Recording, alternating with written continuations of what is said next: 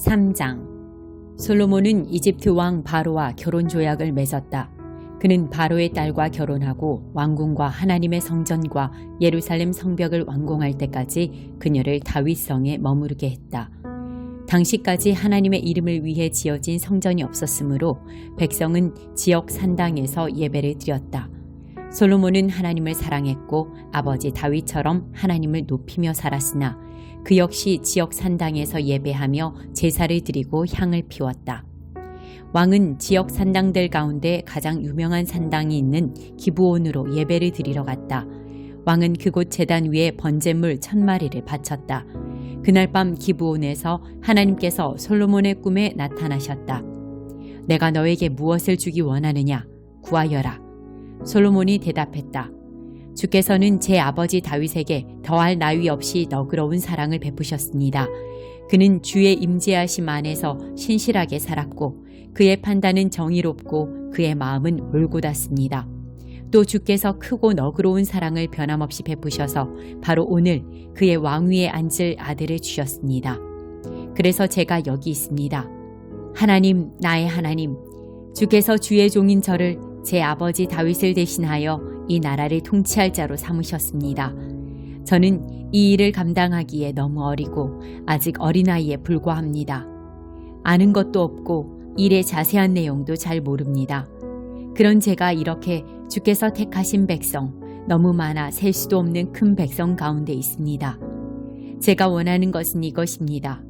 하나님의 음성을 듣는 마음을 주셔서 주의 백성을 잘 인도하고 선악을 분별하게 해주십시오. 주님의 영화로운 백성을 어느 누가 자기 힘으로 다스릴 수 있겠습니까? 주 하나님께서 솔로몬의 대답을 기뻐하셨다. 하나님께서 그에게 말씀하셨다. 네가 오래 사는 것이나 부나 원수의 멸망을 구하지 않고 다만 백성을 잘 지도하고 통치할 능력을 구했으니 내가 구한 대로 내가 네게 줄 것이다. 내가 네게 지혜롭고 성숙한 마음을 줄 것이니 너와 같은 사람은 이전에도 없었고 앞으로도 없을 것이다. 또한 네가 구하지 않는 부와 영광도 줄 것이니 너만큼 누리는 왕은 어디에도 없을 것이다. 네가 내 아버지 다윗처럼 인생의 지도와 내가 세운 표지판을 잘 살피며 바른 길에서 벗어나지 않으면 네게 장수의 복도 줄 것이다. 솔로몬이 잠에서 깨었다. 엄청난 꿈이었다. 그는 예루살렘으로 돌아와 하나님의 언약궤 앞에 서서 번제와 화목제로 예배를 드리고 모든 신하를 위해 잔치를 베풀었다. 그때 두 창녀가 왕 앞에 나타났다. 한 여자가 말했다. 내 주인님, 이 여자와 저는 한 집에 삽니다. 우리가 함께 살던 중에 제가 아이를 낳았습니다. 그리고 제가 출산한 지 사흘 후에 이 여자도 아이를 낳았습니다. 그때는 우리 둘뿐이었습니다. 집안에 우리 둘 말고는 아무도 없었습니다. 그런데 하루는 이 여자가 잠결에 아유이로 구르는 바람에 그 아들이 죽고 말았습니다. 저는 그때 곤히 잠들어 있었습니다. 이 여자는 한밤중에 일어나 제 아들을 데려다가 자기 품에 두고 죽은 자기 아들은 제 품에 두었습니다. 제가 아침에 아이에게 젖을 주려고 일어나 보니 아이가 죽어있지 뭡니까? 그러나 아이를 본 순간 저는 그 아이가 제 아이가 아닌 것을 금세 알았습니다. 그렇지 않아, 다른 여자가 말했다. 살아있는 아이는 내 아이고 죽은 아이가 너의 아이야. 첫 번째 여자가 다시 반박했다. 천만에, 죽은 아이가 네 아들이고 살아있는 아이는 내 아들이야. 왕 앞에서 그들은 서로 다투었다. 왕이 말했다. 한 여자는 살아있는 아이가 내 아들이고 네 아들은 죽었다 하고 또 한 여자는 아니다. 죽은 아이는 네 아들이고 살아있는 아이가 내 아들이다 하니 이 일을 어찌한단 말인가. 잠시 후에 왕이 말했다. 칼을 가져오너라. 사람들이 왕에게 칼을 가져왔다. 왕이 말했다. 살아있는 아이의 진짜 어머니는 아들 생각에 감정이 북받쳐서 말했다. 안 됩니다, 주인님. 아이를 산채로 저 여자에게 주십시오. 아이를 죽이지 마십시오. 그러나 다른 여자가 말했다. 아이가 내 것이 될 수 없다면 네 것도 될 수 없지. 차라리 갈라버리자. 왕이 판결을 내렸다. 살아있는 아이를 먼저 말한 여자에게 내주어라. 아무도 이 아이를 죽이지 못한다. 저 여자가 진짜 어머니다. 이 소문이 사방으로 퍼져나가 이스라엘 모든 사람이 왕의 판결을 들었다. 그들은 왕의 정확한 재판이 하나님의 지혜에서 온 것임을 알고 왕을 두려워했다.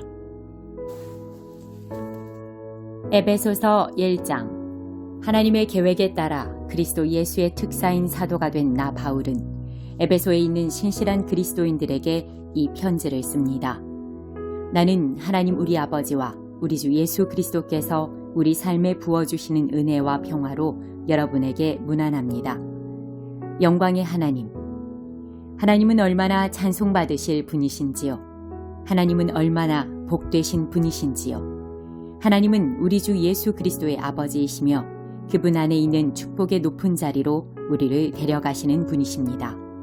하나님께서는 땅의 기초를 놓으시기 오래전부터 우리를 마음에 두시고 사랑의 중심으로 삼으셔서 우리가 그분의 사랑으로 온전하고 거룩하게 되도록 하셨습니다. 아주 오래전에 하나님께서는 예수 그리스도를 통해 우리를 자녀로 맞아들이기로 작정하셨습니다. 이 계획을 세우시며 하나님은 얼마나 기뻐하셨는지 모릅니다. 하나님께서는 그분의 사랑하시는 아들의 손을 통해 아낌없이 베푸시는 선물을 우리가 찬양하기 원하셨습니다. 메시아의 희생, 곧 십자가의 제단에 뿌려진 그분의 피로 말미암아 우리는 자유로운 사람이 되었습니다. 우리의 모든 잘못된 행실에서 비롯된 형벌과 처벌에서 자유케 된 것입니다. 그것도 겨우 자유케 된 것이 아니라 넘치도록 자유케 되었습니다. 하나님께서는 모든 것을 고려하셨고 우리에게 필요한 모든 것을 공급해 주셨으며 친히 기뻐하며 세우신 계획을 우리에게 알려주셨습니다. 하나님께서는 그리스도 안에서 그 계획을 우리 앞에 활짝 펼쳐 보이셨습니다. 그것은 만물, 곧 광대한 하늘에 있는 모든 것과 땅에 있는 모든 것을 그리스도 안에서 화해시키시고 종합하시려는 원대한 계획이었습니다. 그리스도 안에서 우리는 자신이 누구이며 무엇을 위해 사는지를 알게 되었습니다. 우리가 그리스도에 대해 처음 듣고 소망을 품기 훨씬 전에 하나님께서는 우리를 눈여겨보시고 우리로 하여금 영광스러운 삶을 살도록 계획하셨습니다.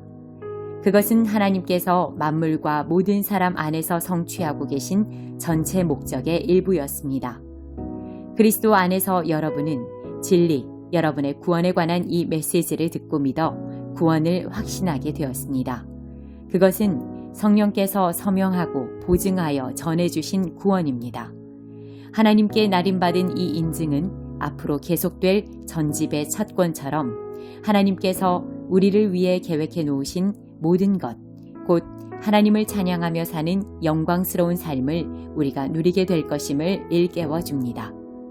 그런 까닭에 나는 여러분이 주 예수를 굳건히 신뢰하고 있으며 예수를 따르는 모든 이들에게 사랑을 쏟고 있다는 소식을 듣고서 여러분을 두고 하나님께 감사드리지 않을 수 없습니다. 나는 기도할 때마다 여러분을 떠올리며 감사를 드립니다. 그러나 감사에서 멈추지 않고 간구합니다.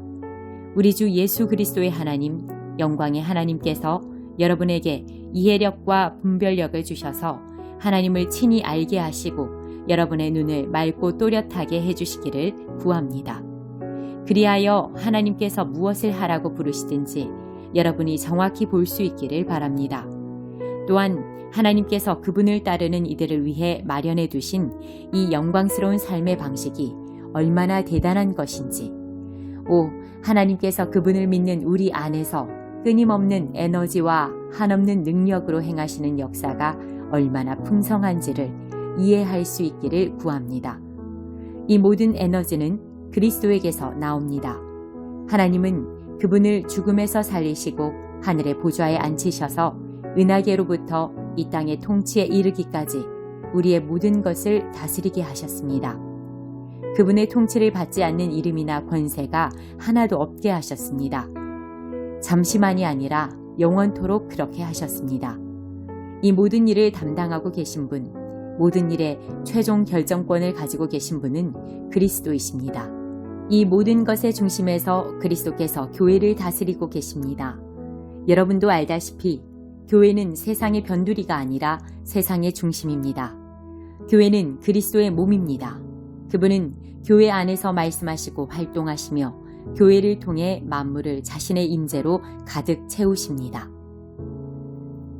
34장 이스라엘의 목자들. 하나님의 메시지가 내게 임했다. 사람의 아들아, 이스라엘의 목자들, 그 지도자들을 대적하여 예언하여라. 그렇다, 예언을 선포하여라. 그 목자들에게 전하여라. 주 하나님께서 말씀하신다.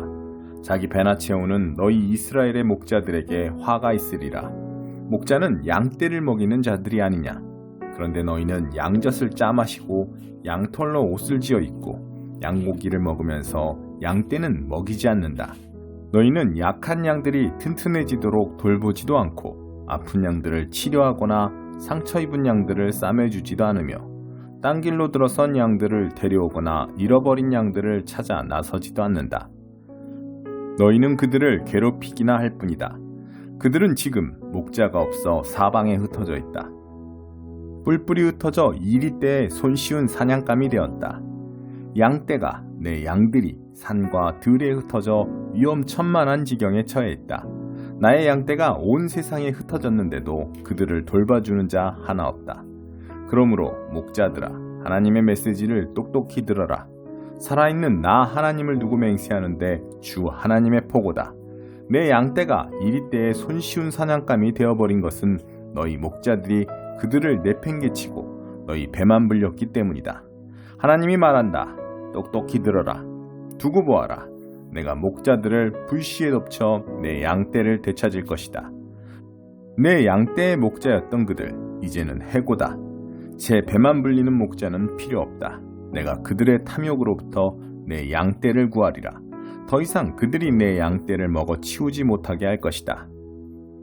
주 하나님이 말한다. 이제부터는 내가 친히 그들의 목자가 되어 주겠다. 내가 그들을 돌볼 것이다. 뿔뿔이 흩어진 양떼를 찾아 나서는 목자처럼 내가 나의 양떼를 찾아 나설 것이다. 폭풍우를 만나 흩어진 그들을 내가 구해낼 것이다. 다른 민족의 땅과 타국으로 흩어진 그들을 모아서 다시 고향 땅으로 데려올 것이다. 내가 이스라엘 산의 시냇가에서 그들과 그 동족을 먹일 것이다.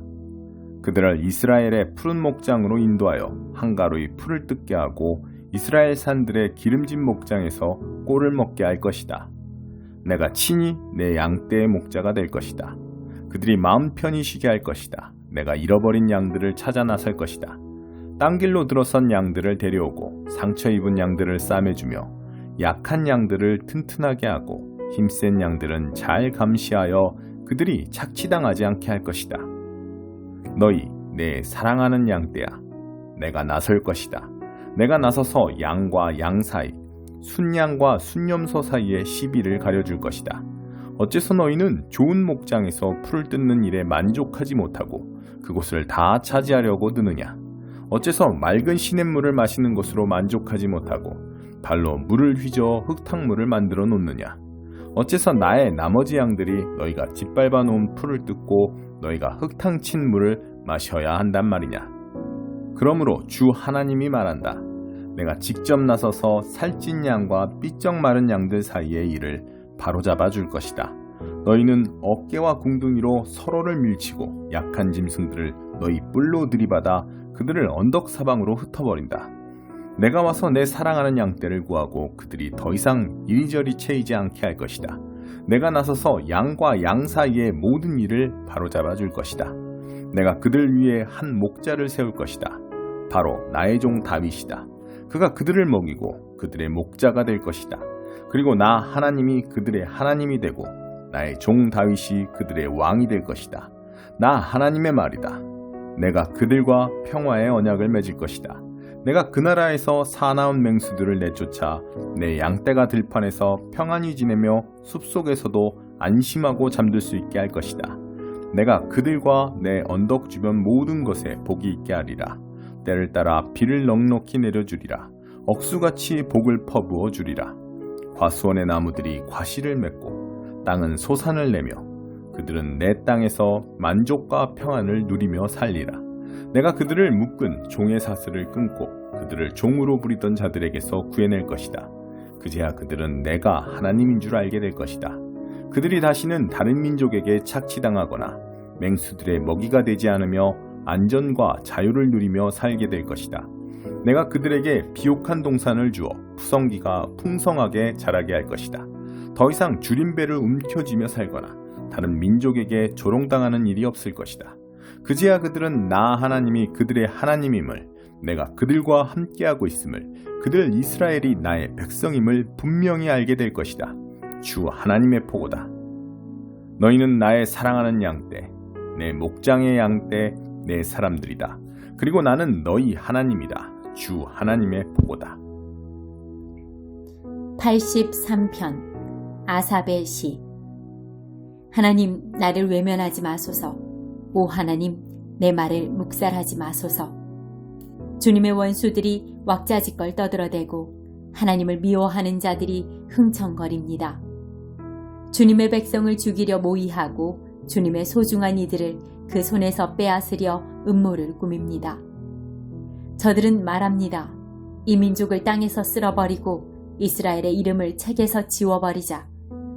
급기야 저들은 머리를 맞대고 주님을 제거할 흉계까지 꾸밉니다.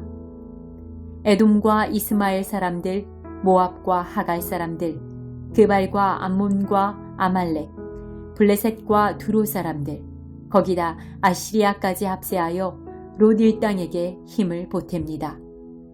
주께서 미디안에게 하신 것처럼 기손 시내에서 시스라와 야빈에게 하신 것처럼 저들을 치소서.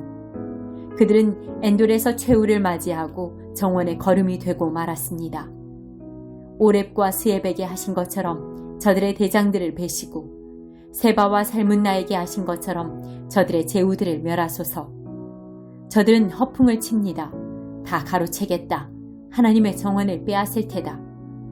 나의 하나님, 저들이라면 지긋지긋합니다. 저들을 날려버리소서. 저들은 황무지에서 구르는 풀뭉치, 불타버린 땅에 남은 숫토막일 뿐입니다.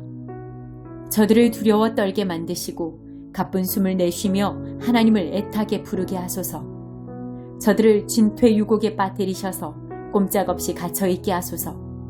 그제야 저들이 알 것입니다. 주님의 이름이 하나님, 세상에 한 분뿐인 지극히 높으신 하나님이심을. 84편 고라의 시.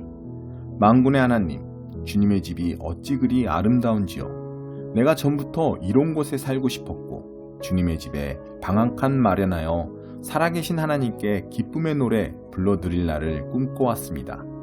주님의 집에는 새들도 숨을 곳과 피난처를 얻습니다.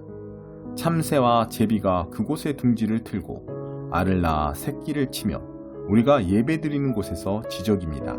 만군의 하나님, 우리의 왕이신 하나님, 그곳에 살며 노래하는 이들은 얼마나 행복한지요. 주께서 거처로 삼으신 모든 이들은 참으로 행복합니다.